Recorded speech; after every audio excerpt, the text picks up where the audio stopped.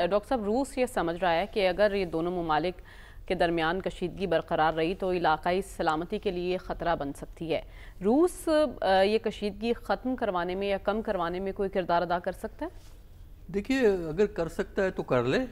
دیکھیے نا اس میں دو چیزیں جو ہے نا وہ اہم ہیں, چاہے وہ روس کردار ادا کرے یا ایران کرے یا ایون ترکی والے جو یہاں آ رہے ہیں, وہ پاکستان سے گفتگو سے پہلے دو کام کریں. ایک تو کام یہ کریں کہ وہ کابل کی حکومت سے بات کریں کہ بھئی آپ نے کس طریقے سے آپ نے اپنے نظام کو چلانا ہے اور کس قسم کے تعلقات آپ جو ہے ممالک پہ اپنے ہمسایہ ممالک سے رکھنا چاہتے ہیں. اور دوسرا کام یہ کرے جو پہلے سے ریلیٹڈ ہے کہ وہ اپنا خود تجزیہ کرے اور تجزیہ کر کے دیکھے کہ جو پاکستان کی شکایت ہے وہ درست ہے یا غلط ہے. یعنی یہ بات فیکٹ ہے, یونائٹڈ نیشن نے بھی اس بات کو تسلیم کیا ہے کہ افغانستان میں دہشت گروپ, کئی قسم کے دہشت گروپ موجود ہیں. تربیتی کیمپس سینٹرل ایشیا کے ممالک, ازبکستان سے پوچھ لیجئے, آپ اس کے علاوہ جو ہے تاجکستان سے پوچھ لیجئے کہ ان کی کیا رائے ہے کہ کس قسم کے گروپ وہاں موجود ہیں. تو جب اگر آپ کو یہ پتہ ہے, رشیا کو پتہ ہے, ایران کو پتہ ہے, ترکی کو پتہ ہے کہ واقعی وہاں سے یہ چیزیں آ رہی ہیں, تب تو پھر ان کا رویہ دوسرا ہونا چاہیے. یہ رویہ کہ بات کر لو, چپ کر کے بیٹھ جاؤ, یہ کرو, یہ اس لیے ممکن نہیں ہے کہ اس کے کانسیکوینسز پاکستان کے لیے خطرناک ہیں. جب اندرونی طور پہ یہ واقعات ہوتے ہیں, جس طرح اسلام آباد میں ہوا, وانا کے کالج میں ہوا, کیڈٹ کالج میں ہوا, وہ تو اللہ کا شکر ہے کہ جو ہے سیکیورٹی فورسز نے مینیج کر لیا سارا ایشو, ورنہ وہ پشاور آرمی کالج سکول والا حاشر ہو جاتا وہاں کا بھی.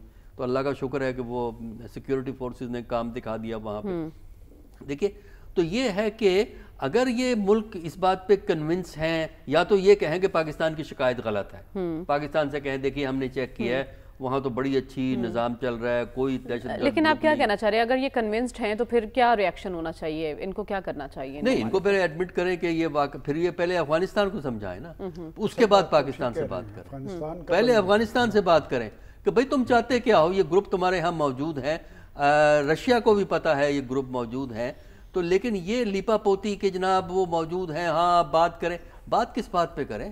ایشو جو پاکستان کا ہے وہ ٹیررزم کا ایشو ہے, جس میں ان کے لوکل روٹس بھی ہیں. دیکھیے پاکستان کی ذمہ داری بنتی ہے کہ ان کی لوکل سپورٹ بھی موجود ہے, اس کو پاکستان کو خود ڈیل کرنا چاہیے. لیکن دوسری طرف جو ہے, جو میں کئی دفعہ اس پروگرام میں کہہ چکا ہوں کہ سب سے بڑا آپ کی بارڈر کراسنگ ہوتی کس طرح ہے, اس کو آپ کو اسٹرکٹلی نوٹ کرنا چاہیے. آج کل تو بارڈر کی موومنٹ بند ہے آفیشیل, لیکن اس کے باوجود بھی بارڈر کراس ہو جاتا ہے. دوسرا جو ہے نا, ان کے اندرونی لنکیجز کیا ہیں, پاکستان میں ان گروپس کی سپورٹ بیس کیا ہے, کون لوگ ہیں جو ان کو سپورٹ کرتے ہیں. اس کے بعد پھر آپ جو ہے ڈپلومیسی کو استعمال کریں. کوئی بڑا ملٹری آپریشن افغانستان کے خلاف کرنے کی ضرورت نہیں ہے, وہ درست نہیں ہوگا, وہ فائدہ نہیں ہوگا, اس سے حاصل نہیں ہوگا. ہاں اگر کبھی ضرورت پڑے تو ٹارگیٹڈ اسپیسیفائڈ جو ٹریننگ کیمپ ہیں ان کو آپ نشانہ بنا سکتے ہیں, لیکن وہ لاسٹ ریزورٹ میں ہے. اس سے پہلے جو آپ کے اقدامات ہیں ان کی طرف زور دیجیے. آپ کہہ رہے ہیں یہ آپشن لاسٹ ہونی چاہیے, اس سے پہلے کے اقدامات جو ہیں وہ کرنے کی ضرورت ہے. لیکن رسول بخش رئیس صاحب, ابھی کہا گیا کہ افغانستان سے پوچھا جائے کہ وہ کیا چاہتا ہے, اور ہم نے خبر یہ بھی سنی کہ وہاں کے نائب وزیر اعظم نے اپنے تاجروں کو منع کر دیا ہے کہ بھئی آپ اب کہیں اور معاملات اپنے سیٹل کرنے کی کوشش کریں, یہاں سے اب تجارت ممکن نہیں. کس کی ایما پر یہ تیور بگڑے ہیں افغانستان کے؟ دیکھیں یہ افغانستان نہیں ہے, یہ طالبان ہے, اور طالبان کو آپ افغانستان نہ سمجھ لیں. افغانستان ایک ملک ہے, ایک ریاست ہے, ایک اس کی تاریخ ہے, اس کے اندر مختلف قسم کے لوگ رہتے ہیں, اور جس جبر و استبداد اور ایک دہشت کی فضا میں انہوں نے اپنی حکومت وہاں پہ قائم رکھی ہوئی ہے, وہاں پہ دوسرے لوگ خاموش ہیں یا ملک چھوڑنے پر مجبور ہیں یا کونوں میں کہیں بھی چھپے پھرتے ہیں, اور دنیا میں بیچارے افغانوں کو جگہ نہیں ملتی. تو اس لیے یہ افغانستان کی تو ہم بات کرتے ہیں, افغانستان کی جو موجودہ حکومت ہے, اور حکومت کا نام بھی میں سمجھتا ہوں کہ ایک بہت توہین ہے طالبان کی انتظامیہ پر. اس کو حکومت کرنے کے لیے یا ریاست کرنے کے لیے کچھ بھی نہیں ہے ان کے پاس, سوائے ایک جنونیت کے اور سوائے اس کے کہ وہ تشدد اور دہشت گردی کو ایک پالیسی کے طور پر اپنے لوگوں کے خلاف استعمال کریں، اور جو وہاں پہ اور لسانی دھڑے ہیں ان کو خاموش کرنے کے لیے دہشت گردی استعمال کریں اور پاکستان کے خلاف دہشت گردی استعمال کریں، اس کے علاوہ ان کی کوئی حیثیت نہیں ہے۔ تو ان کا دیکھیں جو حکومت اور ریاست ہوتی ہے اس کا مقصد عوام کی فلاح ہوتا ہے، ایک داخلی استحکام ہوتا ہے، ہم آہنگی ہوتی ہے، دنیا میں ایک وقار ہوتا ہے، ایک احترام ہوتا ہے۔ اگر کوئی وہ وقار اور احترام طالبان انتظامیہ کا ہو تو کوئی تو ملک تو ان کو تسلیم کر لے، اپنے سفارتکار وہاں پہ بھیجے، اپنے ایمبیسی کے اوپر جھنڈا لگائے۔ یہ 4 سال گزرنے کے بعد بھی ان کا یہی حال ہے تو ان کے بارے میں آپ کیا کہیں گے؟ تو اس لیے جو عام باتیں ہم منسوب کرتے ہیں حکومتوں سے، ریاستوں سے، وہ طالبان انتظامیہ سے نہیں ہو سکتی۔ یہ مختلف قسم کے لوگ ہیں لیکن ان کے اندر بھی اپنے دھڑے بنے ہوئے ہیں، اور سارے وہ یہ نہیں چاہتے کہ پاکستان کے ساتھ تعلقات خراب ہوں، یا تعلقات کی خرابی کی بنیاد پر وہاں پہ افغانستان کے تاجر کہاں جائیں گے اور افغانستان کا کاشتکار کہاں جائے گا جو پھل پیدا کرتا ہے؟ جو امیڈیٹ سب سے بڑی منڈی ان کو اویلیبل ہے وہ پاکستان کے 24 کروڑ عوام کی منڈی ہے، جہاں پہ کہ ان کی سبزی، ان کے پھلوں جو سب سے بڑی ان کی برآمدات ہیں ان کی کھپت ہوتی ہے۔ ہمارے لیے بھی ان کے لیے بھی سود مند ہے کہ افغانستان میں استحکام ہو، امن ہو۔ یہ دیکھیں جب تک کہ افغانستان، روس کی بھی بات کرنا چاہتا ہوں کہ روس چاہتا ہے کہ علاقے میں استحکام ہو۔ اگر افغانستان بد نظمی اور ایسا ماحول پیدا کرتا ہے کہ جہاں پہ مختلف دہشت گرد گروہ جا کے وہاں پناہ لیتے ہیں تو ان کو سنٹرل ایشیا میں خطرات ہیں، چین کو خطرات ہیں، ہمیں خطرات ہیں۔ تو ان کا مقصد یہی ہے کہ استحکام ہونا چاہیے پورے علاقے میں، جس کو وہ یوریشیا کہتے ہیں، اور گریٹر یوریشیا کی وہ بات کرتے ہیں جس میں پاکستان یہ سارے ممالک شامل ہیں، کہ استحکام، امن، ہم آہنگی اور ساتھ ہی ہے کہ علاقائی تعاون ترقی کے لیے ہونا چاہیے۔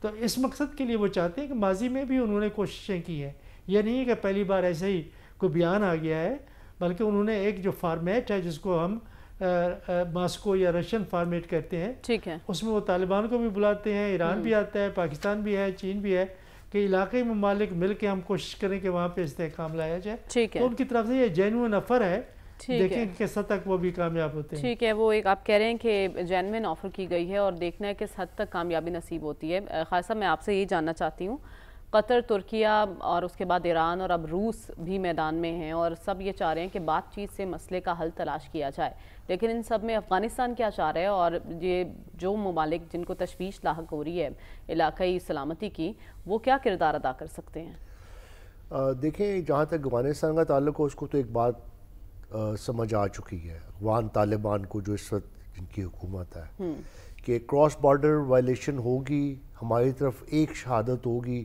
اس کا بھرپور جواب دیا جائے گا، ٹارگٹڈ ہوگا، پرسائز ہوگا اور بھرپور ہوگا، اس پہ کوئی دوسری رائے نہیں ہے۔ اور ہماری بہادر افواج نے پوری ریجن میں اپنی سپریمیسی قائم کی ہے ملیٹریلی۔ ہم اوفینسو ملک نہیں ہیں، ہم پیسفل کنٹری ہیں، لیکن ہماری شہادت ہوگی ایک فوجی کی، ایک سویلین کی، تو ہم اس کا بھرپور جواب دیں گے۔ یہ افغانستان کو پتہ لگ گیا اور ہم کراس بارڈر وائلیشن نہیں مانیں گے۔ اب آ جائیں مذاکرات پہ۔ دیکھیں ذرا، میں آپ کے پروگرام میں ہمیشہ ایک ورڈ کہتا رہا ہوں کہ لارجر گیم کا حصہ نہ بن جائے۔ میں یہاں پہ اپنے ایک انالیسز ہمبل سا پیش کر دیتا ہوں۔ دیکھیں 2 راستے ہیں، ایک اس وقت انٹرنیشنل پولیٹکس کو سمجھے ہمارے ریجن میں جو ہو رہی ہے، یہاں پہ سلسلہ یہ ہے کہ America is a policeman of the world, وہ یونیپولر ورلڈ میں ابھی تک رہ رہا ہے، وہ یہ بات ریلائز نہیں کر رہا کہ دنیا ملٹی پولر ورلڈ بن گئی ہے اور میجر پاور سینٹرز بھی کھل گئے ہیں، ایمرج کر گئے ہیں۔ اب جہاں تک ہمارے اس ایشیا کے اس پارٹ کا تعلق ہے، امریکہ کا پرابلم یہ ہے کہ امریکہ افغانستان میں اس کے صرف 3 انٹرسٹ ہیں۔ پہلا انٹرسٹ یہ ہے ایک پورے ایشیا کے حوالے سے کہ China should not become a regional hegemon, کہ اگر وہ اس ریجن کا پولیس مین بن گیا تو اگلے 5 سالوں میں وہ سمجھتا ہے امریکہ کہ ملیٹریلی چائنا اور رشیا مل کے अमेरिका को सुपरसीड कर लेगा। लिहाजा वो कहते हैं अगर इसको रीजनल हेजेमॉन बना दिया, ये यहाँ का पुलिसमैन बन गया, तो फिर ये हमें global policeman of the world को चैलेंज करेगा। इसलिए वो उसको यहाँ तक भी महदूद रखना चाहता है और यहाँ की रीजनल जो आप समझें कि सुप्रेमेसी है वो उसके हाथ में नहीं देना चाह रहा।